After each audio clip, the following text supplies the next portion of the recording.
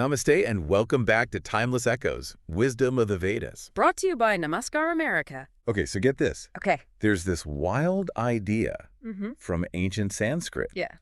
It's called Vasudhaiva Kutumbakam. Interesting. It means Okay. the world is one family, Whoa. like a giant family reunion. We found this awesome concept, Wisdom of the Vedas. I see. It's all about the Vedas. Right. Those ancient Yeah. Indian scriptures. Yeah. Today we're going to deep dive Sounds good. into how this ancient wisdom Hi. can help us, like actually help us Yeah. navigate the crazy modern world. I'm listening. And maybe, just maybe, make the world a little bit better. I like it. What do you think? Well, it's fascinating how this concept of Vasudhaiva Kutumbakam Right. pushes us to break down all those walls we build around ourselves and see how connected everything is. Yes, it's like the opposite of every man for himself. Exactly. Which is kind of how the world feels sometimes. Yeah, in a world that's all about competition. You know, this idea of oneness might seem totally radical. Yeah. Like we're always told to be the best.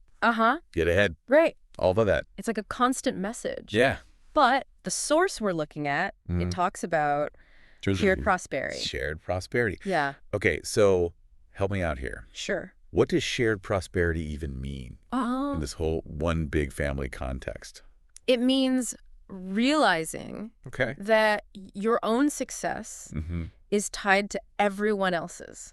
Whoa. It's like a ripple effect. Okay. Your actions, no matter how small, they impact others. For example, fair trade coffee. Okay.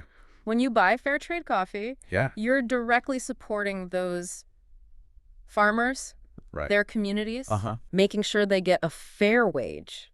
That's huge. And they can thrive. Okay. Then their success helps create a more stable, equitable, global economy.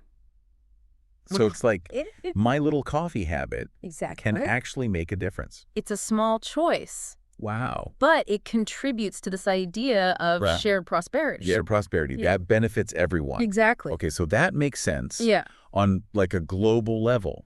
But how do we apply that to our own lives? Good question. Like we're not all buying coffee from the same farmer. It's true. So what are some practical things we can do? I think it starts with shifting our perspective. Okay. Instead of focusing on what separates us, try to see what connects us. Okay. Like that annoying driver who cut you off in traffic. Maybe they're rushing to the hospital. Ooh. Wow. It's about cultivating empathy. Empathy. And understanding. Got it. And you know that analogy about the forest? Oh, yeah. It's not just some hippie metaphor. Okay. It's actually how interconnectedness works. Explain. Just like a forest thrives when each tree, each little organism is healthy. Society thrives when everyone has the opportunity to reach their full potential. So I'm like a tree. In a way. And my actions affect the whole forest. Exactly. Mind blown.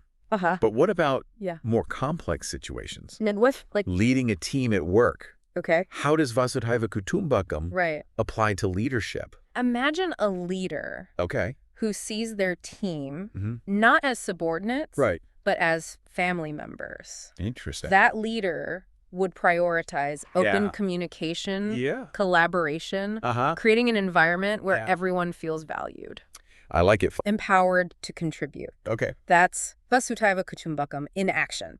So it's like it is a whole different way of leading. And the source we're looking at, it emphasizes that this principle is relevant to leadership and creating positive social impact. That makes sense. When leaders embrace this mindset, they're more likely to make decisions that benefit everyone. Not just the bottom line. Right. It's about the well-being of the whole team. The community. The world. The world. Wow. Okay, so to sum it all up, Vasudhaiva Kutumbakam, the world is one big family. Sometimes crazy. Right. But a family nonetheless. And when we start acting like it, choosing empathy, collaboration, understanding, we're not just making our little corner of the world better. It's bigger than that. We're contributing to a global shift towards the more harmonious, prosperous existence for everyone. I love that. So here's a question to ponder. If we all woke up tomorrow and truly saw everyone as family, how would our actions change?